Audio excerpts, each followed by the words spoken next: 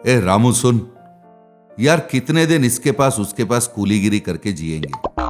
मैं सोच रहा था एक ट्रैक्टर खरीद लूं और खेत जोतने के काम में लगा दूं। अरे गंगू, ये तो बड़ी अच्छी सोच है, खरीद ले।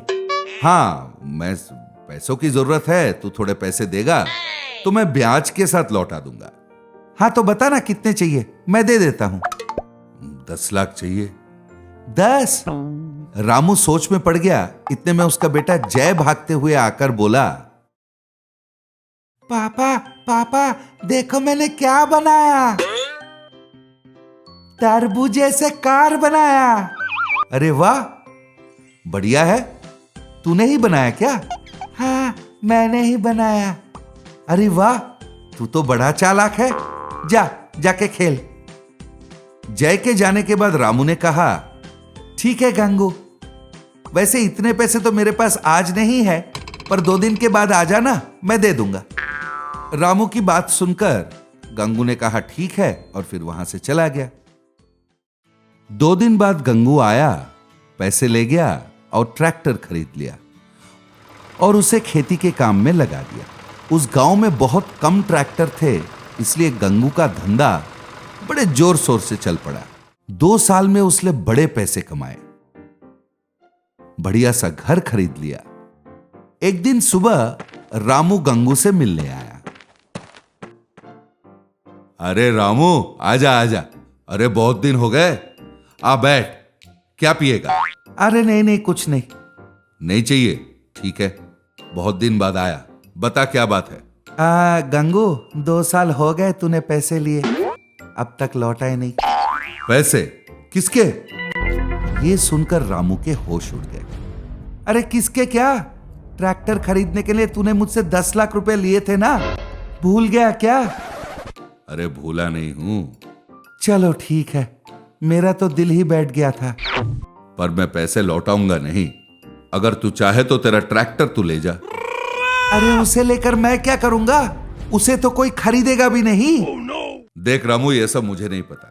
अगर तेरे पास कोई प्रूफ है कि तूने मुझे पैसे दिए थे तो ले आ, वरना चुपचाप वो ट्रैक्टर उठा के ले जा। मैंने भरोसा करके तुझे पैसे दिए और तू मुझे ही ठग रहा है। अरे पागल, तूने भरोसा किया तभी तो मैं ठग रहा हूं। जा। बेचारा रामू, वो कुछ कर भी नहीं सकता, तो वो ट्रैक्टर लेकर वो घर लौट आया। उस दिन रात वो अपने बिस्तर पर लेटकर सोच रहा था कि उस ट्रैक्टर का क्या किया जाए। अब मैं इस ट्रैक्टर को लेके करूं क्या? ये तो पूरा खटारा बन चुका है, कहीं मिट्टी कीचड़ में उतर गई तो ये फंस जाएगी, बाहर भी नहीं निकलेगी। ये सोचते सोचते बेचारा सो गया। इधर जय को ये पूरी घटना के बारे में पता चला। उसने अपने पापा का सहायता करने का ठान लिया। 1 महीने तक उसने ट्रैक्टर पर काम किया और उसे एक तरबूज के आकार का ट्रैक्टर बना दिया। पापा देखो, मैंने उस खटारा ट्रैक्टर का क्या बनवाया। अरे बेटा, तुमने बेकार में इस पर समय बर्बाद किया, इसका हम करेंगे क्या करेंगे? पापा एक बार इसे लेकर आप पास के गांव हो आओ। बेटे के बात सुनकर रामू उस ट्रैक्टर को लेकर पास के गांव चला गया। वहां म्यूजियम के कुछ कर्मचारी कुछ अद्भुत वस्तुओं को खरीद रहे थे जिसे वो म्यूजियम में रख सके। उन्होंने इस ट्रैक्टर को देखा और सोचा कि इस ट्रैक्टर को म्यूजियम में रखा जाए तो अच्छा होगा, तो उन्होंने 25 लाख में उस ट्रैक्टर को खरीद लिया। रामू बड़ा खुश होकर वो ट्रैक्टर बेचकर घर लौट आया।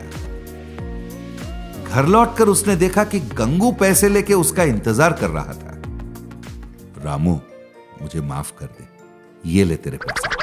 अरे तूने तो कहा था कि प्रूफ क्या है? देख यार, तेरा बेटा वीडियो लेके आ गया मेरे पास।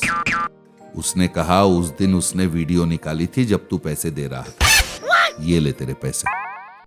तो इस तरह जय ने अपना बुद्धि का इस्तेमाल करके सिर्फ पुराने ट्रैक्टर को बिकवा ही नहीं दिया, उल्टा गंगू से पैसे भी वसूल कर दिया।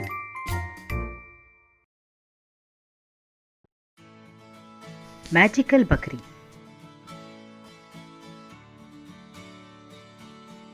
स्वाति खिड़की के पास खड़े होकर खिड़की से अपने पड़ोसी को देखते हुए। अरे वाह, वेंकट लक्ष्मी के तो भाग्य ही खुल गए। 2-3 मकान बना लिए, गले में ढेर सारे जेवर पहनती है। किस्मत अच्छी हो तो कुछ भी हो सकता है। मेरी ऐसी किस्मत कहाँ।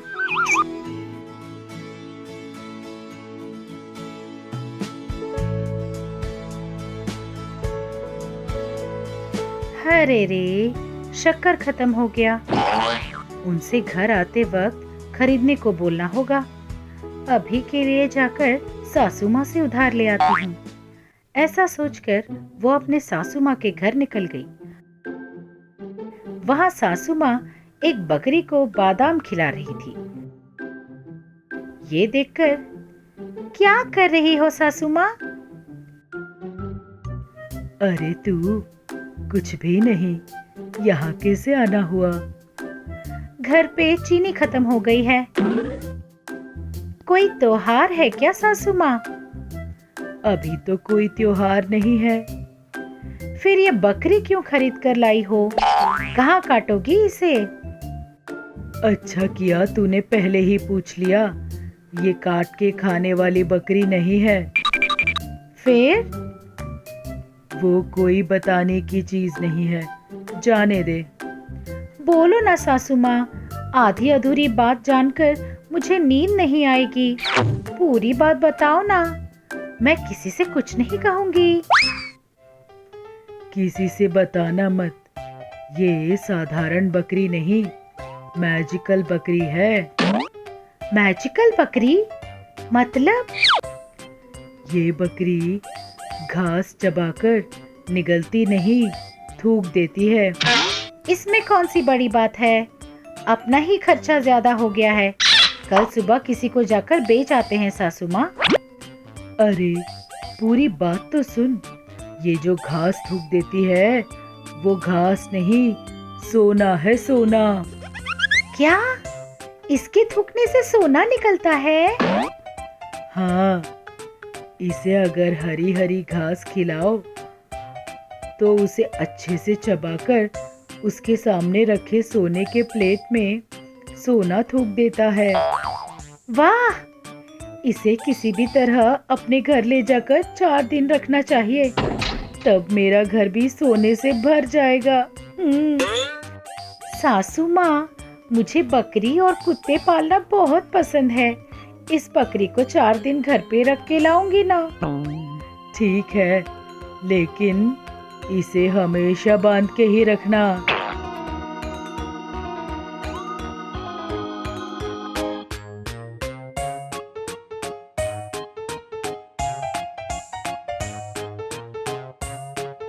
हाँ, थूक ना। घर में सोने के ढेर लगा दे। थूक थूक। उस बकरी ने उस प्लेट में मुंह रखा और थूक दिया। बस उसके थूकते ही पूरी प्लेट सोने के सिक्कों से भर गई। ये देख स्वाति दंग रह गई। अरे वाह! मेरी सास ने सही कहा था, अब मेरा घर सोने से भर जाएगा। उस ललिता ज्वेलरी वाले को सोना सप्लाई करने का कॉन्ट्रैक्ट मिल जाए तो खूब पैसे कमा पाऊंगी। हाँ, ऐसा ही करती हूँ।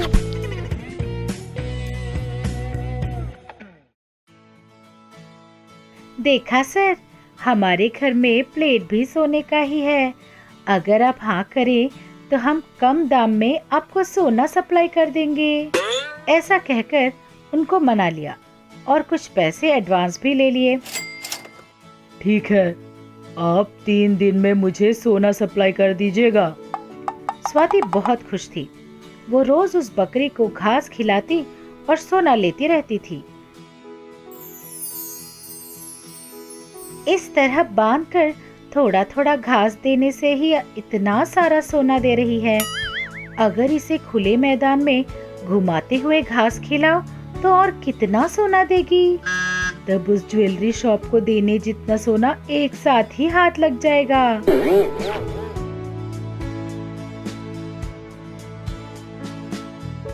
उसने उस बकरी के गले से रस्सी खोल दी। उस रस्सी के खुलते ही उस बकरी ने शरीर जोर से हिलाया और देखते ही देखते वहां से भाग गया। ये देखकर स्वाति दंग रह गई। अरे रे, ये क्या हो गया? सासू माँ ने पहले से ही मुझसे कहा था कि इसके गले से रस्सी नहीं खोलना। अब मैं क्या करूं? 4 दिन बाद सोने की डिलीवरी लेने आया किरण कुमार को सोना ना दे पाने की वजह से उसने दिए हुए एडवांस के बदले घर के सामान, जेवर सब लेकर चला गया। अरे, मैंने क्या सोचा था और ये क्या हो गया? ऐसे ही ज्ञानवर्धक कहानियों के साथ हम फिर मिलेंगे।